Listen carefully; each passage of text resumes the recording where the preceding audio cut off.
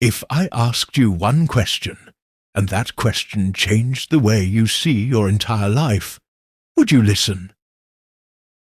Take a moment and imagine this. If your spouse were gone tomorrow, what would you regret the most? The words you never said, the moments you kept postponing, or the love you assumed they already knew? The truth is, relationships don't end in one dramatic moment. They fade quietly, when later becomes a habit. And most of the time, later never comes. Tomorrow was never supposed to arrive so suddenly. That was the thought echoing in Daniel's mind as he sat alone at the kitchen table, staring at 2 untouched cups of tea.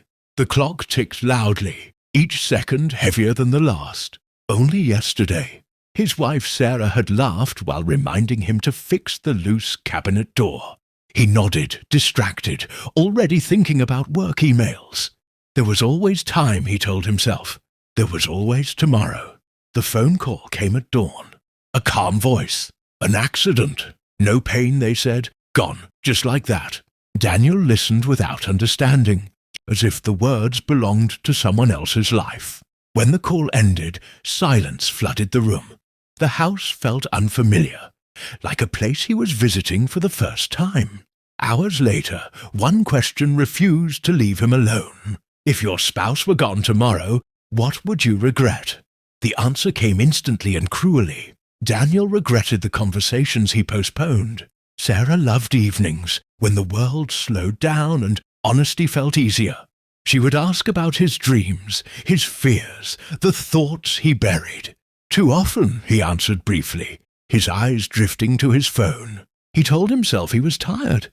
Meaningful talks could wait. He regretted the times she reached for his hand, and he pulled away, not in rejection, but in habit. He forgot that touch was a language. Sarah spoke it fluently. He stopped listening. The regrets multiplied. She wanted walks after dinner, small trips, shared books, simple moments.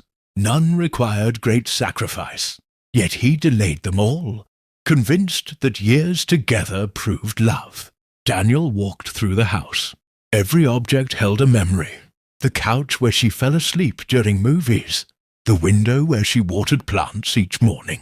These were the moments that built a life, and he had treated them as background noise. Tomorrow never came for Sarah, and now Daniel understood. Too late that love isn't stored for later. It must be practiced daily, or it disappears. The question lingered as tears finally fell. Why did I wait when I was already living the life I would someday miss? The days after Sarah's death passed strangely, heavy yet rushed. Family filled the house with condolences and food. Daniel nodded politely, but their words floated past him.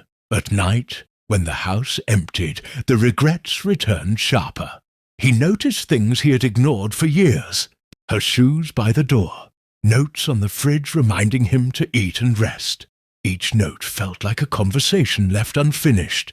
One evening he opened a drawer and found a small notebook. It wasn't hidden, just forgotten. Inside were Sarah's thoughts. She wrote about love, gratitude, and loneliness. That word broke him. Lonely. How could someone be lonely while married? He knew the answer immediately. Loneliness isn't about being alone. It's about being unseen. She wrote about missing the man he once was, the one who listened with curiosity, who planned things just to see her smile. Over time, effort faded. Routine replaced intention. She never blamed him directly. She blamed herself for wanting more. Daniel closed the notebook, shaking. His greatest regret wasn't one mistake. It was a pattern. He believed love was permanent. That time together automatically meant closeness. It didn't. The question returned. If your spouse were gone tomorrow, what would you regret? He regretted believing he had unlimited chances. Regretted choosing comfort over curiosity. Regretted mistaking silence for peace. In the living room, Daniel spoke aloud for the first time. He apologized to empty space. Thanked Sarah for her patience. The words felt useless, but they were all he had. That night he made a decision. He couldn't change the past, but he could honor it. He would speak honestly about what he learned too late. If even one person chose connection today, instead of postponing it, Sarah's quiet suffering wouldn't be meaningless. Grief remained, but clarity settled beneath it. Love was never about perfection.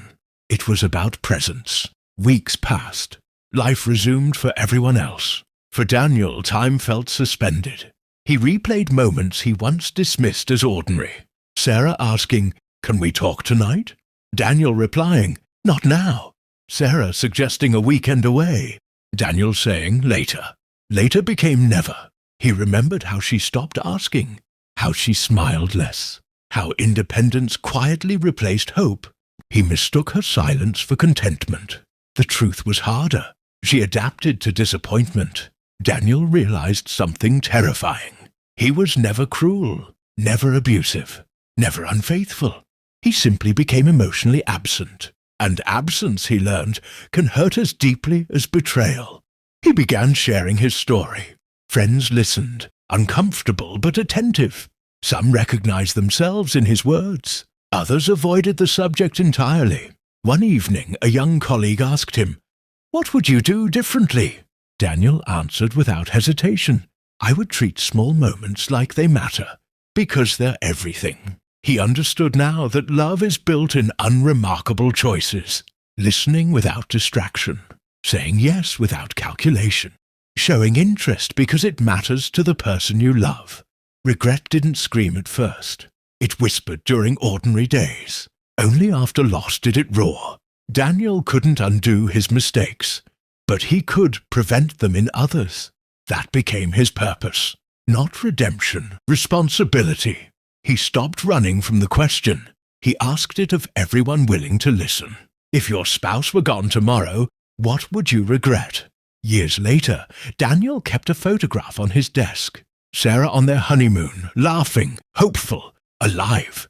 He spoke to couples often, not as an expert, but as a warning. Don't wait, he told them. Don't assume. Don't postpone. He explained that relationships don't die from explosions.